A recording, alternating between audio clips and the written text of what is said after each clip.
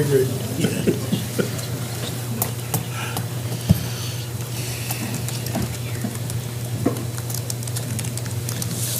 Okay, the light's on, so we're ready to go. And good evening, everyone, on this kind of wet, wintry evening that we have. Thank you all for coming out. So I'll call the meeting to order, and would you like to join us in the Pledge of Allegiance to the flag? I pledge allegiance to the flag of the United States of America and to the republic for which it stands, one nation under God, indivisible, with liberty and justice for all. Okay, Mary, could we get a roll call, please? Olson. Here. Sykes. Here. Johnson. Here. Kellum. Kupczynski. Here. Coburn. Here. And Kellum is excused. Okay, first on our agendas, we have a proclamation this evening, and this is for Chaplain Sunday for February 4th, 2018.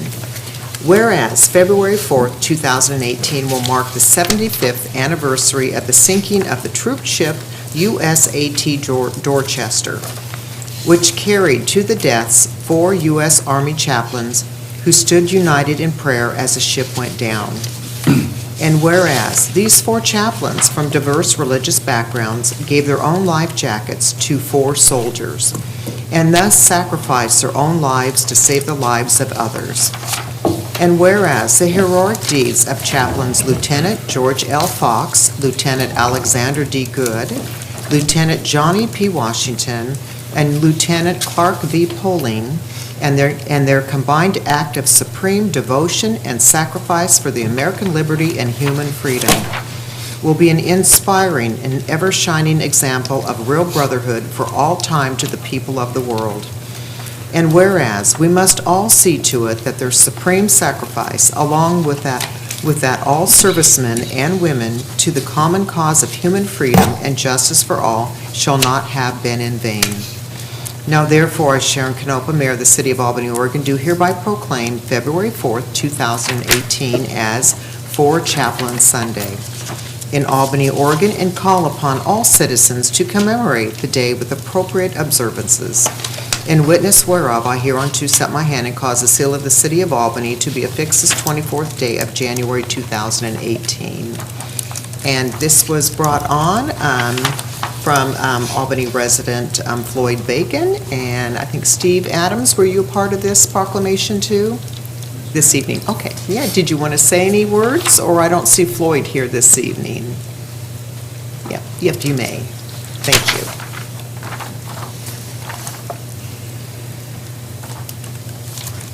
Floyd asked me to convey his apologies. He had a prior commitment tonight. Okay. Oh, that's fine, yeah. This is a memorial that the American Legion has taken on nationally to recognize every year because of the sacrifice of these 4 chaplains from very diverse religious backgrounds. And they came together. One thing I would like to say on behalf of the American Legion Post 10 and myself, I would like to thank the council and the mayor for their support of veterans in this community. Thank you very much. Thank you. Also, the mayor got a chance to meet our national commander here a couple of weeks ago. And our national commander convened me the next weekend. She was very impressed with the Albany mayor. Oh, that's sweet. Yeah, thank you, Steve. Oh, that was nice. Thank you. That was a wonderful event, and she was a real joy to meet and have lunch with. She was real pleasant. Oh, she's a good one. Yeah. I just amazed her schedule, though, for a whole year to be just gone all the time and traveling, and yeah, but she was enjoying it, so. She's on 2 weeks out of the year. Wow, yeah, that's amazing. Yeah. Well, thank you so much, Steve. Yeah, thank you. Did you want to have the hard copy of the proclamation, or do you want us to mail it to you? Or mail it to Floyd? What would you prefer? Just maybe. Okay, we'll do that. Oh, to the post. Okay, thank you. Okay, next, we kind of have one little sort of unscheduled little event here. And Stuart, would you like to come down up front? So,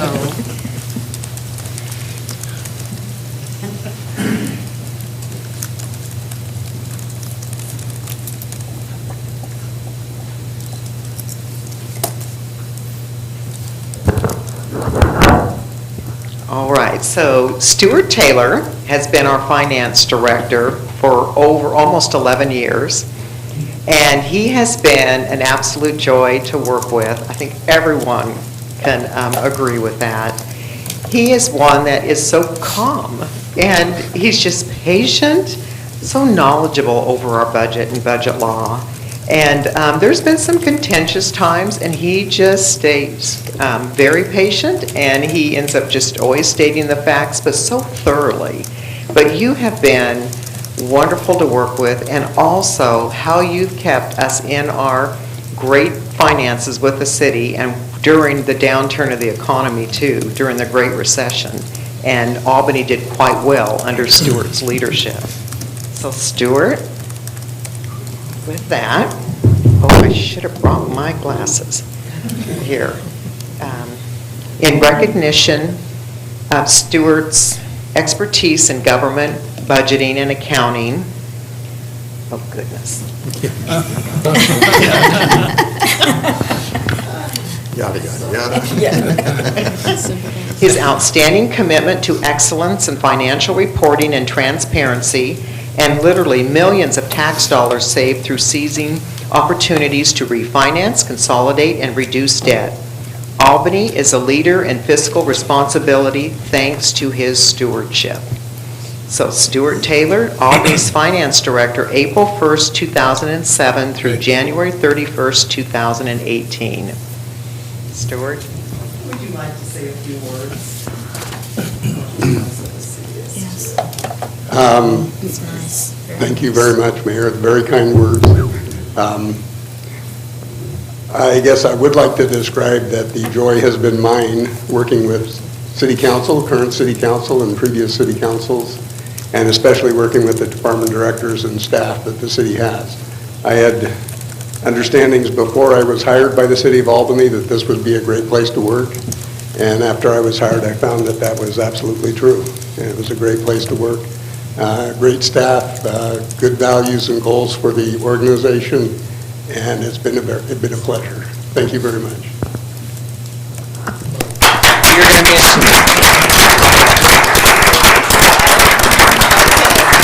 and he also has a key to the city too for his retirement. But we will miss you, but we're glad we're going to still try to keep you busy. So you're not going to fully retire. Thank you, Stuart.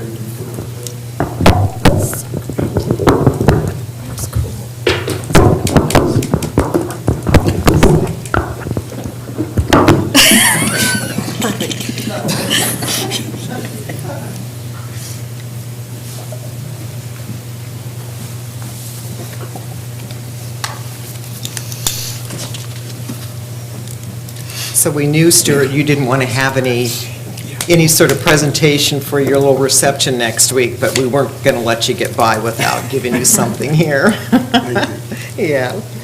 Okay, next is first scheduled business would be business from the public. Is there anyone here that would like to bring an item forward for us this evening? So, okay, not seeing anyone. Thank you. Next would be adoption of a resolution, and I'm understanding from the council, this one would be over the guest counselor resolution that we have when an elected counselor is absent. And I understand since we have one counselor missing, that the counselors would like to have it pulled off. Is that right?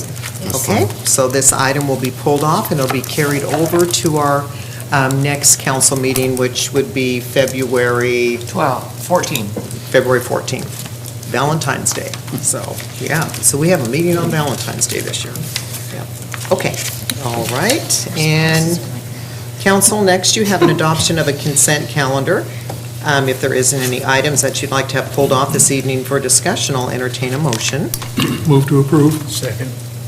Okay, all those in favor say aye. Aye. Opposed, same sign. Okay, motion carried.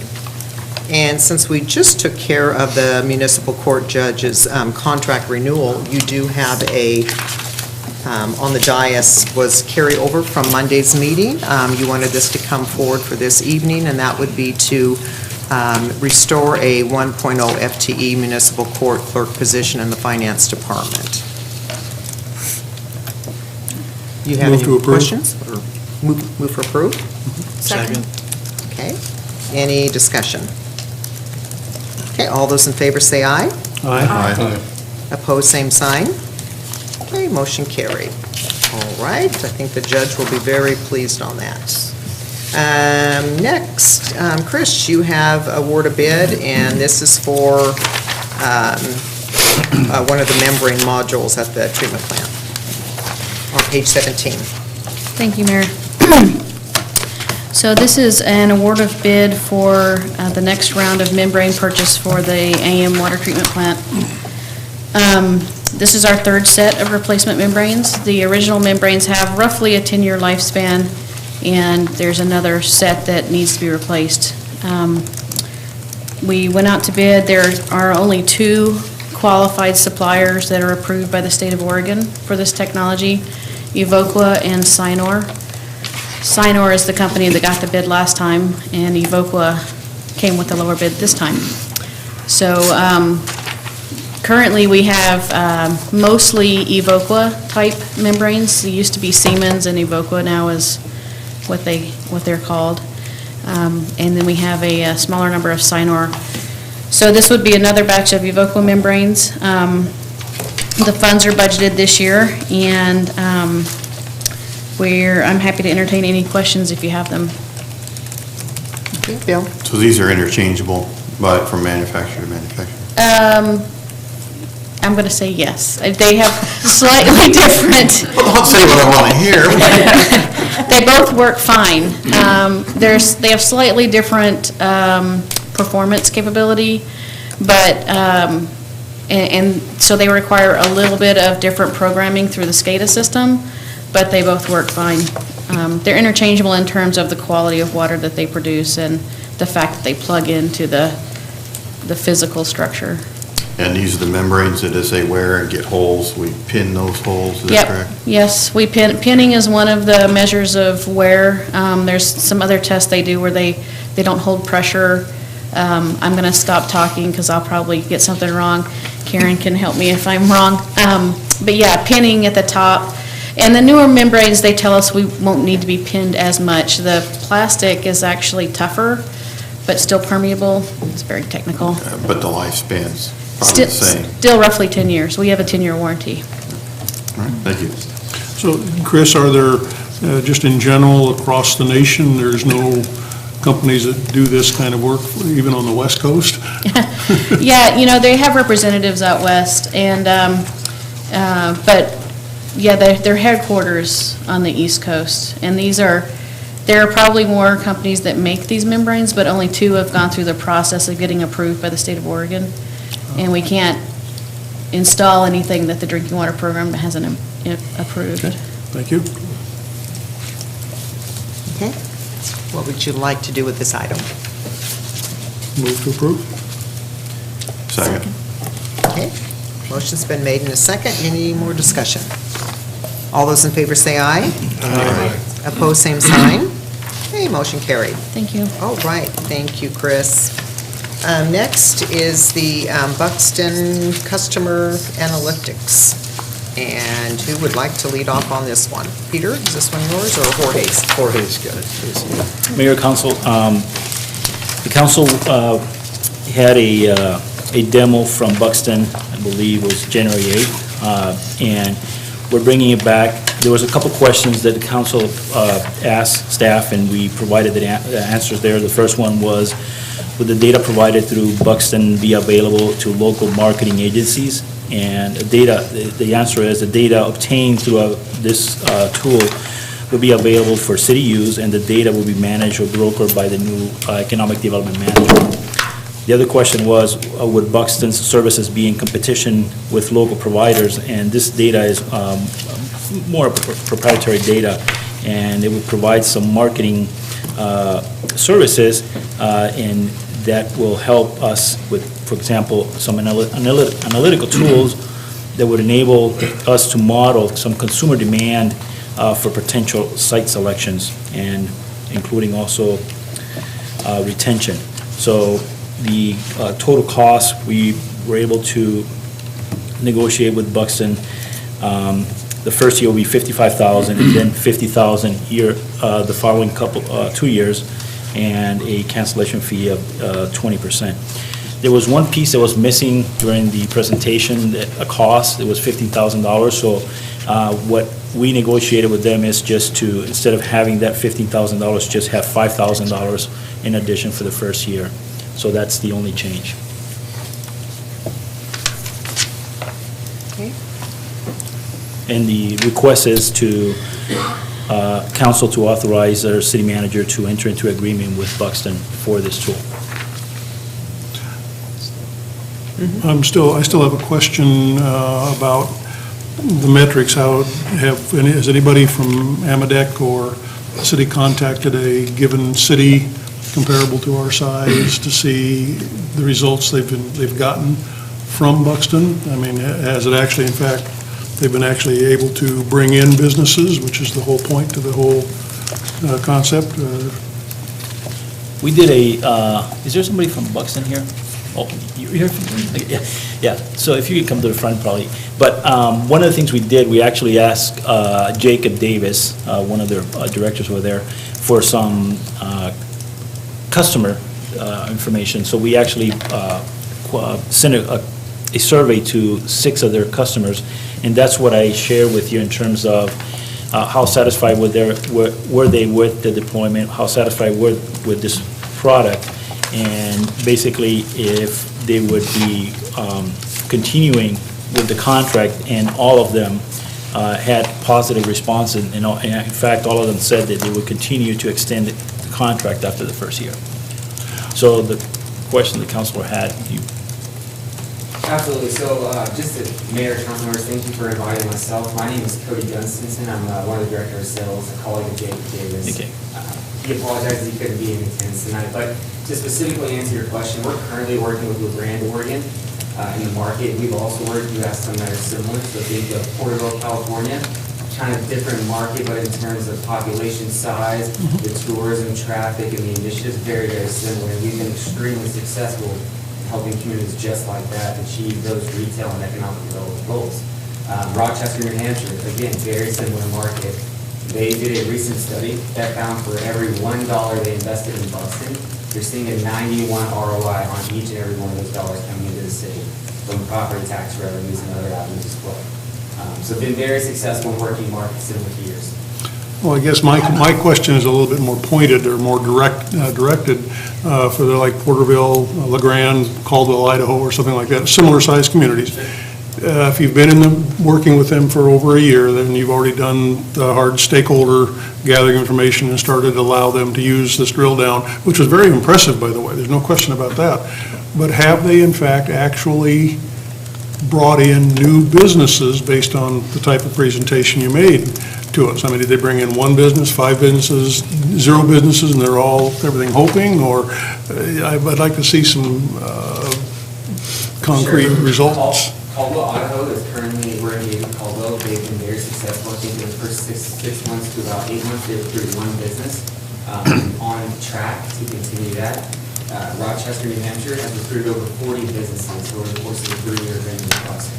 Rochelle, Illinois, community of very similar size, has recruited over 50 businesses over the 3-year term with Buxton. Porterville, California, in year 1, actually recruited about 2 to 3 different businesses. And that's based on the analytical work that you were able to help them with? Yes, sir. Not only providing the data, but an actual plan to assist in actual recruitment and implementation as well. Okay, thank you. thank you. Okay, So, other questions? Yeah. The request is to authorize city manager to enter into agreement with Buxton for these funds that are coming out of the Economic Development Settlement Fund. Most of you know it's PepsiCo Fund, which is economic development. Yeah, please. Yeah, in the last paragraph on page 19, it says the funds for this initiative would be sourced from the Economic Development Settlement Fund. Is that basically out of CARA, or where does that money come That's from? the Economic Development Fund, which is the PepsiCo, what we call PepsiCo Settlement Fund. Oh, so we're going to spend down the Pepsi fund on this kind of thing? It's Economic Development Fund, yeah. And about $50,000 a year indefinitely? No, well, we're talking about a contract for 3 years for now. And then we'll be done with them after 2 years? We'll have to bring it back to the council to reevaluate. Councilor Olson, the plan was also that if our partners in AMADEC and the Chamber and AVA and ADA are happy with the services provided, that they would then pony up to take a share of that cost, so if not all of it. Well, I would think it'd be more appropriate for them to pay it than us. Yeah. For the whole thing. So Jorge, correct me if I'm wrong, but I think that in that Pepsi settlement revenue, there was a certain amount set aside specifically for economic Economic development. development, correct. The theory being that was, Yeah, that's where we're tending to use it, yeah. was the source of the money is if Pepsi had built, so it was reasonable to earmark some of that. Correct. So how much do we have left in that fund? We just received some reimbursement from the Timber Ridge sales. So there was $615,000 that came in from Lot 100 and another $820,000 that came in for Lot 200. And that's part of that $3,458,000 that were allocated for the LID. So the selling of these two properties have brought in $650,000 and $820,000. So right now, it looks like the balance for economic development is at 1.4 million, according to the spreadsheet. Yeah, it used to be 18. It's about, And we Councilor Olson, we do have a list of all the motions and resolutions that, all where the money went, oh, so I'm sure. Yeah. So all into good stuff. approved by council, yeah. Move to approve the contract? Second. Okay, any more discussion? All those in favor say aye. Opposed, same sign. Okay, motion carried. All right, thank you. Looking forward to working with you. Yeah, thank you. Okay, next, council, is our strategic plan. This has been to a few of the work sessions for updating, and this would be the final draft. Our strategic plan is something that I think we can be really proud of in our city, as we were one of the first cities in Oregon to be doing this type of performance for our strategic plan. So it's pretty much the guiding document for staff of implementing the policies and goals that the council sets. So if there isn't any questions over it, I'll entertain a motion for approval. Move to approve? Second. Okay, Dick? Down on page 25, and it's, let's see, down the lower part of the page, it says actions. Apply for State Historic Preservation Office grants every other year. And then down in the bottom box here, near G1A, it says, continue to seek grant funding from the State Historic Preservation Office when available. And as I recall, I thought that when available made a lot more sense than every other year. So could we get those two items to agree and hopefully apply when grants are available, not just every other year?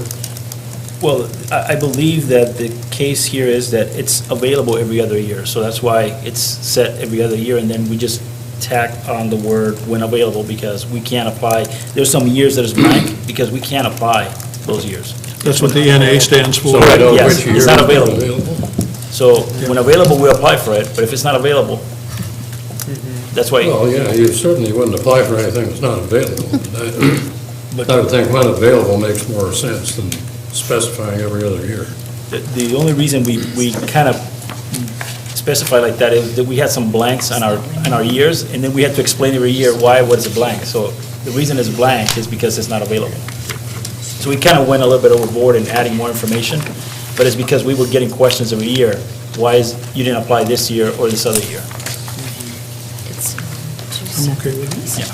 And I think SHPO works more by the state's, budget too, their two-year budget. No doubt. Okay, there's a motion on the table. Any more discussion? Okay, All those in favor say aye. Aye. Opposed, same sign. Okay, motion carried. All right, thank you, Jorge. Next is business from the council. Bessie, anything this evening? Nothing tonight. Okay, Bill? Dick? No. Okay, Ray? Yes, we had another AAMPO transportation meeting this afternoon.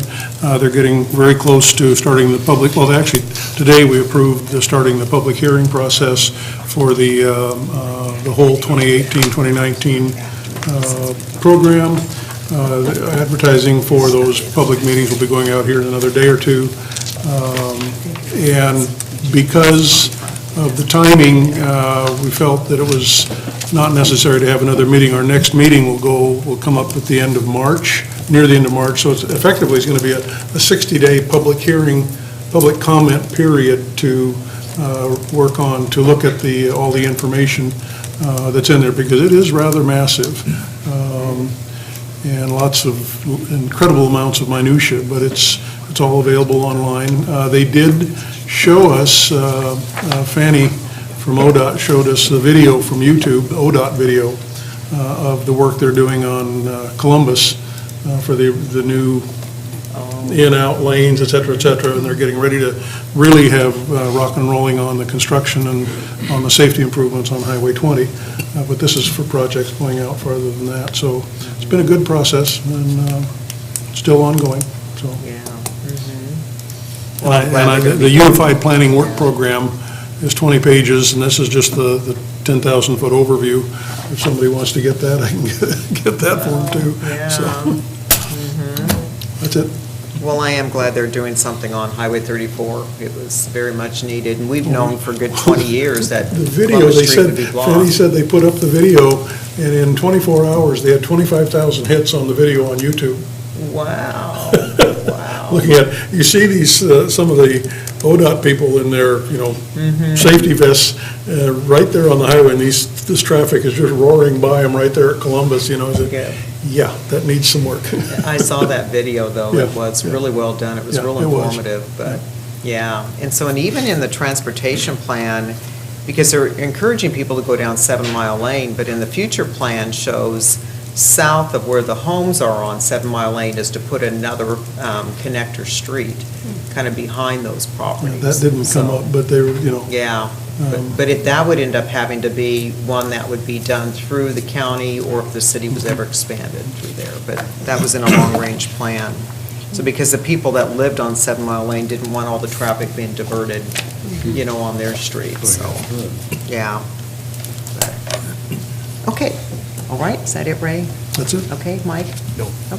And I didn't have anything this evening. I just wanted to remind the council, though, we do have Budget Committee meeting tomorrow night.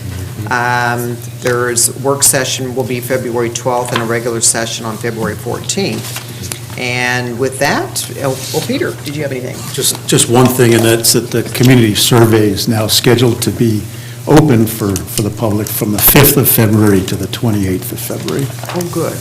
Oh, good. Excellent. Okay. Staff have anything? Marilyn? A reminder of the joint meeting with the school board on February 12th at 7 o'clock, Okay. following your work session, and that will be here. Okay, got that. Great. And is that it? Stuart? We're Nothing? working on that. Your last council meeting. At least we made it quick for you. Yeah. We should have just dragged it out. Exactly. I know. So, staff have anything? Okay. All right. With that, we will recess to executive session to discuss real property transactions in accordance with ORS 192.660 2E. Okay, thank you, folks, for coming. Thank you.